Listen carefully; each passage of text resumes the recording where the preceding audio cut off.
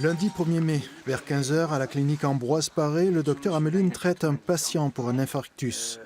Mohamed Bellouarati, 42 ans, né en France, se présente aux urgences pour soigner une mycose au pied.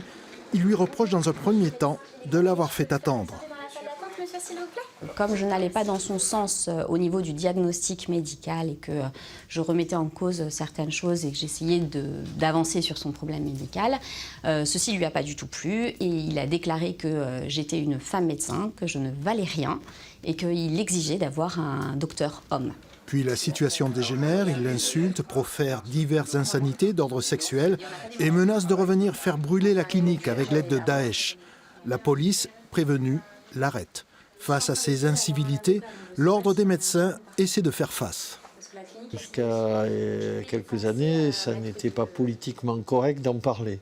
Aujourd'hui, la parole se libère, ce qui va permettre, je l'espère, d'arriver à éviter ou à améliorer la prise en charge de ce type de situation. 2 jours plus tard, Mohamed Bellouarati est jugé en comparution immédiate. C'est la 11e fois qu'il est convoqué par la justice. Son avocat met en avant son dossier médical.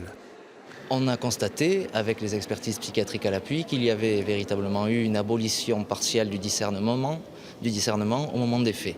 Et cette abolition du discernement a entraîné ce flot inacceptable de propos à l'égard du personnel hospitalier. Mohamed Bellouarati est condamné à 3 300 € de dommages et intérêts, 9 mois d'emprisonnement dont 6 avec sursis et 2 ans de mise à l'épreuve.